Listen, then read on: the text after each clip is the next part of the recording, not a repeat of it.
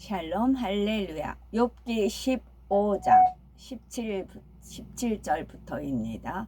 내가 네게 보이리니 내게서 들으라. 내가 본 것을 설명하리라. 이는 곧 지혜로운 자들이 전하여 준 것이니 그들의 조상에서 숨기지 아니하였느니라. 이 땅은 그들에게만 주셨으므로 외인은 그들 중에 왕래하지 못하였느니라. 그 말에 이르기를 악인은 그의 일평생에 고통을 당하며 포악자의 횟수는 정해졌으므로 그의 귀에는 무서운 소리가 들리고 그가 평안할 때에 멸망시키는 자가 그에게 이르리니 그가 어두운 데서 나오기를 바라지 못하고 칼날이 숨어서 기다리느니라. 그는 헤매며 음식을 구하여 이르기를 어디 있느냐 하며 흑암의 날이 가까운 줄을 스스로 아느니라. 환난과 역경이 그를 두렵게 하며 싸움을 준비한 왕처럼 그를 져서 이기리라. 이는 그의 손을 들어 하나님을 대적하며 교만하여 전능자에게 힘을 과시하였음이니라. 그는 목을 세우고 방패를 들고 하나님께 달려드니 그의 얼굴에는 살이 찌고 허리에는 기름이 엉기었고 그는 황폐한 성읍, 사람이 살지 아니하는 집, 돌 무더기가 될 곳에 거주하였음이니라. 그는 부유하지 못하고 재산이 보존되지 못하고 그의 소유가 땅에서 증식되지 못할 것이라. 어두운 곳을 떠나지 못하리니 불꽃이 그의 가지를 말릴 것이라. 하나님의 입김으로 그가 불려가리라. 아멘. 엘리바스의 두 번째 변론입니다. 엘리바스의 두 번째 변론을 살펴보면서 우리가 상담할 때 성령의 음성을 듣는 것이 얼마나 중요한지 살펴보겠습니다.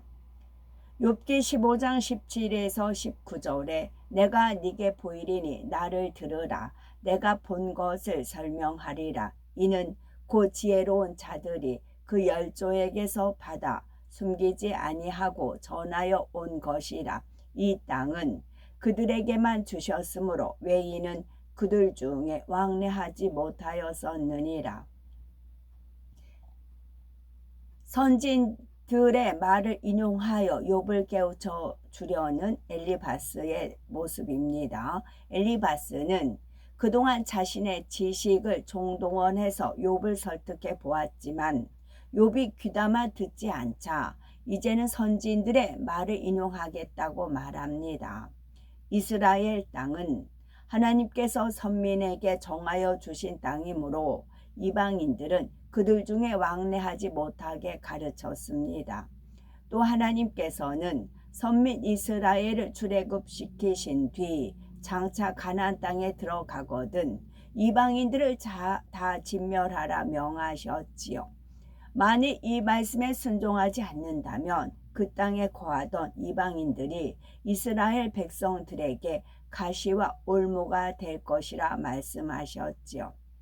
만일 이스라엘 백성들이 이방 민족과 함께 거한다면 그들이 섬기는 우상이나 그들의 잘못된 습관과 악행에 물들 수 있기 때문에 하나님께서는 그들을 진멸하라 명하신 것입니다. 우리 사람은 환경의 영향을 쉽게 받으며 그로 인해서 멸망으로 가기 때문에 사랑의 하나님께서 미연에 막으시는 것이지요. 이스라엘 백성들은 모세 선지자와 함께 가나안 땅으로 가는 여정에서 이방 나라들과 싸워서 대승하였습니다. 이를 보고 두려워하던 모압의 왕 발락은 하나님과 교통하는 발람이라는 사람을 불러 이스라엘 백성을 저주하게 합니다. 하지만 하나님께서는 저주하지 못하게 하시며 반대로 축복의 말씀만 주셨지요. 이에 발람은 꾀를 내어 이스라엘 저주가 임할 것을 행하게 합니다. 바로 모압인들의 모임에 이스라엘 백성들을 초대하게 한 것이지요. 그러자 이스라엘 백성들은 모압 여인들과 음행하며 우상 앞에 절하였고 이로 인해서 연병이 임해서 24,000명이나 죽었습니다. 이스라엘 백성은 하나님의 큰 권능을 체험했음에도 막상 이방인들과 만나 그들의 문화를 접하니 이내 변개한 것입니다.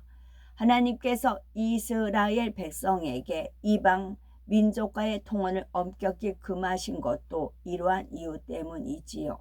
이스라엘 백성이 하나님 명령에 순종하여 우상을 섬기지 않고 말씀 안에 살 때는 형통한 길로 인도받습니다. 그러나 하나님을 떠나 이방인과 연합하며 우상을 섬길 때에는 다른 나라의 침략을 받고 포로로 잡혀가는 등 많은 어려움을 겪었지요. 이방인과 연합하지 말라는 말씀을 영적으로는 하나님의 자녀는 세상과 짝하지 말고 진리 안에 순종하며 살아야 한다는 의미입니다. 하나님의 자녀가 세상과 짝하여 비진리 속에 악을 행하며 살아갈 때는 사단의 역사를 받고 어려움을 겪을 수밖에 없지요. 그런데 엘리바스가 이처럼 이스라엘 백성을 비유로 드는 것은 욥을 깨우쳐 주기 위함입니다. 욥이 불순종한 이스라엘 백성들처럼 하나님 앞에 합당치 않으니 시험 환난이 온 것이라고 혹독하게 질타하고 있는 것이지요. 욥기 15장 20절은 그 말에 이르기를 악인은 그 일평생에 고통을 당하며 강포자의 횟수는 작정되었으므로 욥을 악인이요 강포자라 판단하고 있는 엘리바스이지요. 강포자란 우악스럽고 사나운 자를 말합니다. 엘리바스는 선민 이스라엘과 함께 할 수 없는 이방인들처럼 욥도 그러한 악인이요 강포자에 속한다고 비유하여 말한 것이지요. 즉 욥은 악인이요 강포자 중 한 명이기에 하나님께서는 욥을 어떻게 처리하실 것인지 이미 작정이 다 되어 있다는 것입니다.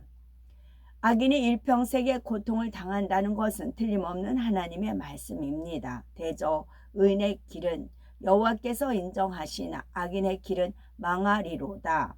너는 행악자의 득이함을 인하여 분을 품지 말며 악인의 형통을 부러워하지 말라. 대저 행악자는 장래가 없겠고 악인의 등불은 꺼지리라 말씀하셨지요.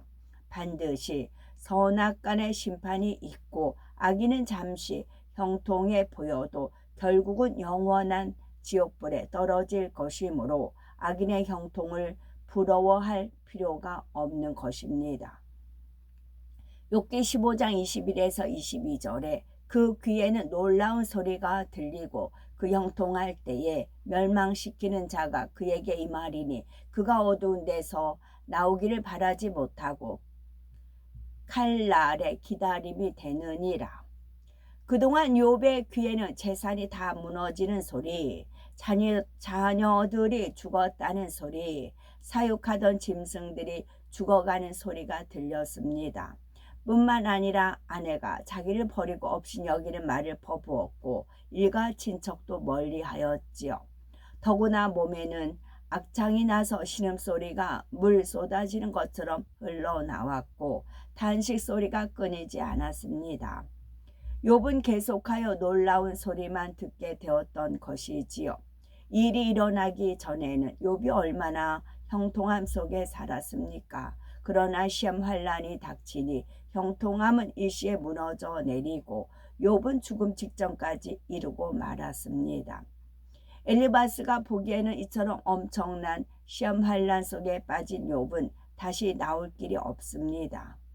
여기서 칼날의 기다림이 되었다는 것은 욥이 지금 많은 사람들로부터 멸시 전대와 조롱을 받으며 심장을 칼로 도려내는 듯한 아픔을 당하고 있는 상태를 말하지요. 즉 칼날의 기다림이 되고 있는 상태이기에 어두운 곳에서 나오기를 바랄 수도 없는 처지가 되었다는 것입니다.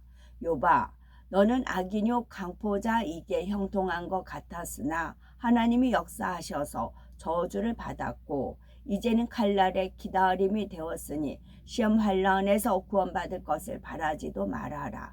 악인이나 강포자는 멸망이 작정되어 있는 것이다. 이제 사람들이 너를 조롱하고 저주하고 찌르는 일만 남아 있는 것이다. 이렇게 말하고 있는 것입니다.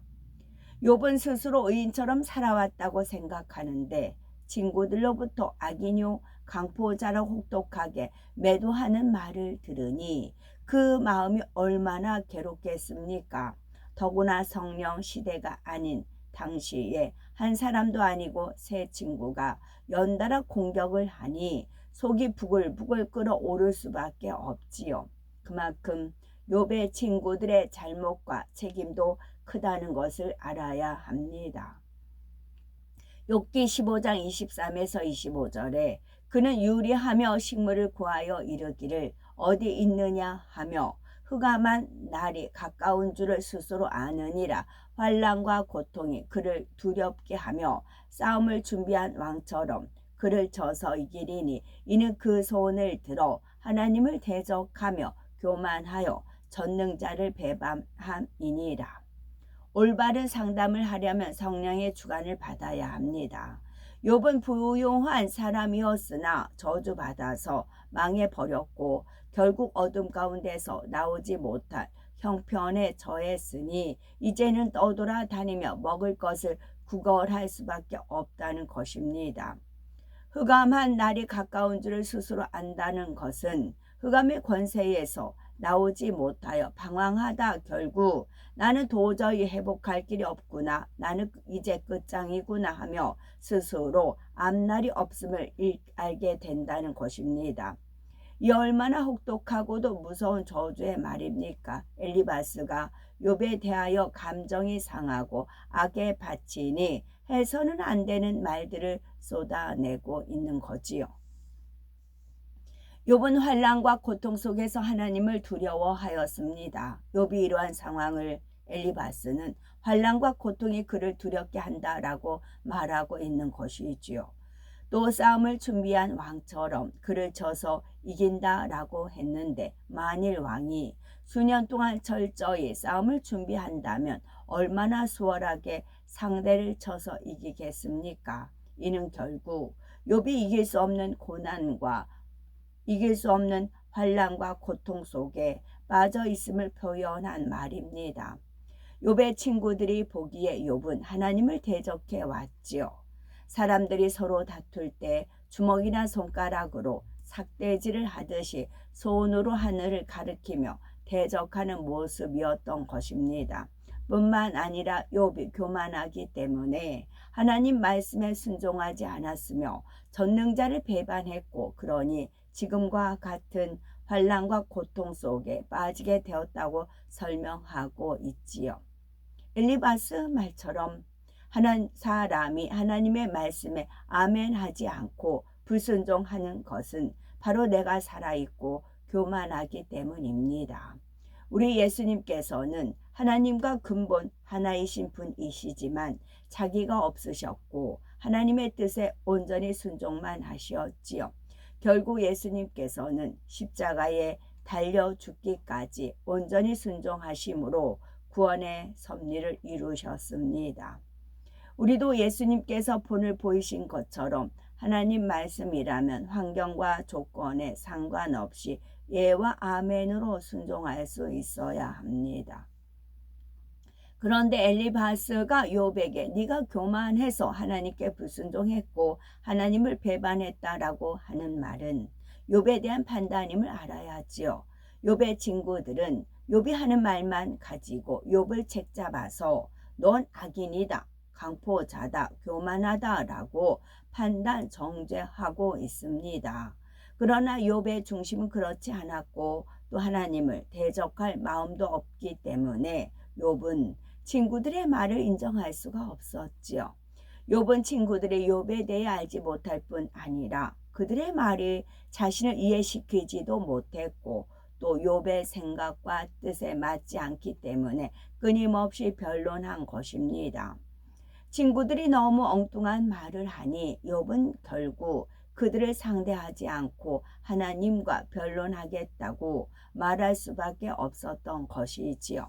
그런데 욥이 이처럼 친구들을 무시할수록 친구들은 더욱 욥을 오해하며 판단에 판단을 더해 가고 있는 상황인 것입니다.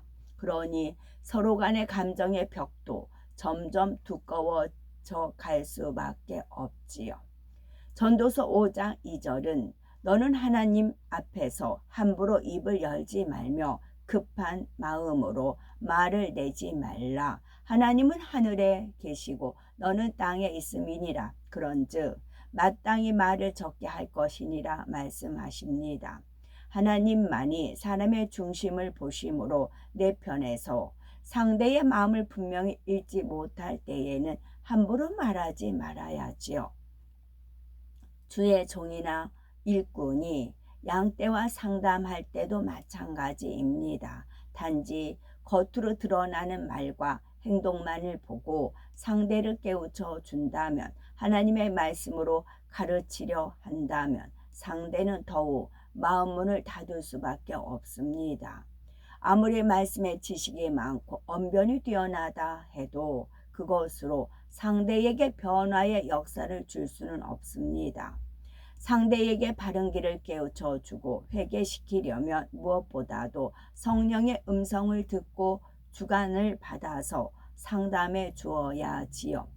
우리가 마음을 진리로 읽으면 각 상황에 맞는 답이 무엇인지 성령의 음성을 통해 밝히 알 수가 있습니다. 상대의 마음과 생각도 성령께서 알려주실 수 있고 상대의 믿음의 분량에 맞추어서 답을 주는 것도 성령님이 하실 수가 있죠. 그러므로 부지런히 마음을 진리로 일구어 성령의 음성을 듣고 성령의 주관을 받아 나가는 우리가 되어야 되겠죠. 아멘. 샬롬.